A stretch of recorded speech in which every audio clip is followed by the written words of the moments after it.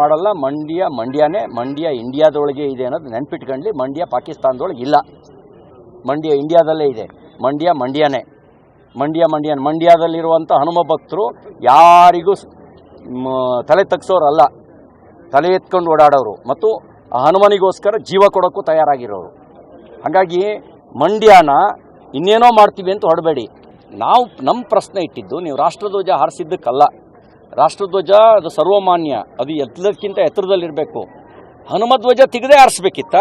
ಇನ್ನೊಂದು ಧ್ವಜಸ್ತಂಭವನ್ನು 118 ಅಡಿ ಎತ್ತರದಲ್ಲಿ ಏರಿಸಿ ರಾಷ್ಟ್ರಧ್ವಜ ಹಾರಿಸಿ ಎಲ್ಲರೂ ಕರೆದಿದ್ರೆ ನಾವು ಸೇರಿಕೊಂಡು ರಾಷ್ಟ್ರಗೀತೆ ಹೇಳ್ತಿದ್ವಲ್ಲ. ನೀವು ಒಡೆದಾಳುವ ರಾಜಕಾರಣದ ಭಾಗವಾಗಿಯೇ ಹನುಮಧ್ವಜದ ವಿರುದ್ಧ ರಾಷ್ಟ್ರಧ್ವಜವನ್ನು ಎತ್ಕಟ್ಟಬೇಕು ಅಂತ ಪ್ರಯತ್ನ ಮಾಡಿದ್ರಿ. ಅದಕ್ಕೆ ನಾವು ಈಗಲೂ ಕರೆ ಕೊಡ್ತೀವಿ. ರಾಷ್ಟ್ರಧ್ವಜ ನಿಮಗೆ ಇಳಿಸೋದು ಕಷ್ಟ, ನಮಗೂ ಗೊತ್ತು. ಇನ್ನೊಂದು 118 ಅಡಿಯ ಎತ್ತರದಲ್ಲಿ ರಾಷ್ಟ್ರಧ್ವಜ ಇದ್ದರೆ 109 ಅಡಿನಲ್ಲಿ ಹನುಮಧ್ವಜ ಹಾರಿಸಿ. ಯಾಕೆ ಹನುಮಧ್ವಜ ಇಳಿಸಿದ್ರಿ? ನಿಮ್ಮ ಹನುಮಧ್ವಜ ಇಳಿಸಿದ ಹಿಂದೂ ವಿರೋಧಿ ನೀತಿ ವಿರುದ್ಧ ನಮ್ಮ ಹೋರಾಟ.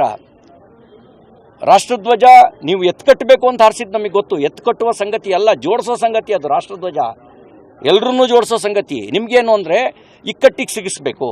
ಹನುಮಧ್ವಜ ಇಳಿಸಿದ್ದನ್ನು ಪ್ರಶ್ನೆ ಮಾಡಬಾರ್ದು. ಅದಕ್ಕೆ ತರಾತುರಿನಲ್ಲಿ ರಾಷ್ಟ್ರಧ್ವಜ ಹಾರಿಸಿದ್ರಿ. ರಾಷ್ಟ್ರಧ್ವಜ ಹಾರಿಸೋದಕ್ಕೆ ನೀತಿ ನಿಯಮಗಳು ಇದಾವೋ ಇಲ್ವೋ? ಸಂತೋಷ, ರಾಷ್ಟ್ರಧ್ವಜನ ಹಾರಿಸಿದ್ದೀರಿ, ಒಳ್ಳೆಯದು. ಭಾರತ್ ಮಾತಾ ಕಿ ಜೈ ಅಂದಲೇ ನಮ್ಮ ಬಾಯಿಂದ ಭಾಷಣನೇ ಮಾತೇ ಶುರುವಾಗಲ್ಲ, ಒಳ್ಳೆಯದು. ಆದರೆ ನೀವು ಇನ್ನೊಂದು 109 ಅಡಿನಲ್ಲಿ ಹಾರಿಸಿ ಹನುಮಧ್ವಜನ, ಇನ್ನೊಂದು ಧ್ವಜಸ್ತಂಭ ಸ್ಥಾಪನೆ ಮಾಡಿ. ಏನು ಇವ್ರದ್ದೇನಾದ್ರು ಅಸ್ತಿತ್ವಕ್ಕೆ ಧಕ್ಕೆ ಬರುತ್ತಾ?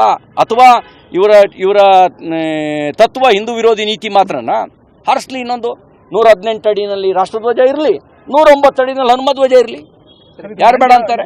ಮಂಡ್ಯ ಮಂಗಳೂರಾಗಿ ಬಿಡಲ್ಲ ಅಂತ ಹೇಳಿದ್ದಾರೆ. ಮಂಡ್ಯ